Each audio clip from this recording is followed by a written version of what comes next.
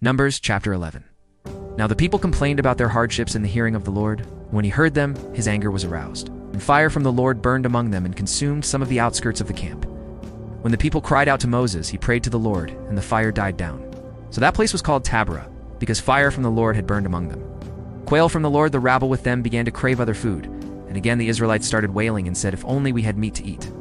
We remember the fish we ate in Egypt, at no cost also the cucumbers, melons, leeks, onions, and garlic. But now we have lost our appetite. Never see anything but this manna. The manna was like coriander seed and looked like resin. The people went around gathering it, and then ground it in a handmill or crushed it in a mortar. They cooked it in a pot or made it into cakes. It tasted like something made with olive oil.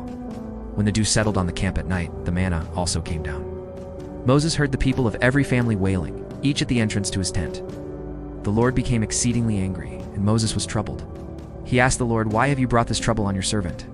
What have I done to displease you that you put the burden of all these people on me? Did I conceive all these people? Did I give them birth? Why do you tell me to carry them in my arms, as a nurse carries an infant, to the land you promised on oath to their forefathers? Where can I get meat for all these people? They keep wailing to me, give us meat to eat. I cannot carry all these people by myself. The burden is too heavy for me. If this is how you are going to treat me, put me to death right now. If I have found favor in your eyes, and do not let me face my own ruin. The Lord said to Moses, bring me 70 of Israel's elders, who are known to you as leaders and officials among the people. Have them come to the tent of meeting, that they may stand there with you. I will come down and speak with you there, and I will take of the Spirit that is on you and put the Spirit on them.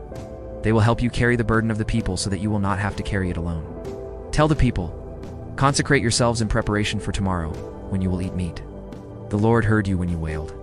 If only we had meat to eat. We were better off in Egypt. Now the Lord will give you meat, and you will eat it. You will not eat it for just 1 day, or 2 days, or 5, 10, or 20 days. But for a whole month until it comes out of your nostrils, and you loathe it because you have rejected the Lord. Who is among you, and have wailed before him, saying, why did we ever leave Egypt? But Moses said, here I am among 600,000 men on foot, and you say, I will give them meat to eat for a whole month. Would they have enough if flocks and herds were slaughtered for them?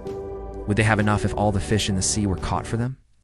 The Lord answered Moses, is the Lord's arm too short? You will now see whether or not what I say will come true for you. So Moses went out and told the people what the Lord had said. He brought together 70 of their elders and had them stand around the tent. Then the Lord came down in the cloud and spoke with him. And he took of the Spirit that was on him and put the Spirit on the 70 elders.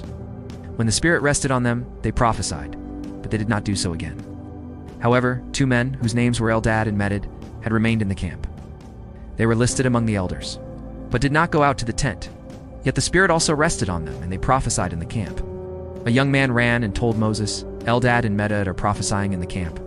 Joshua, son of Nun, who had been Moses' aide since youth, spoke up and said, Moses, my lord, stop them.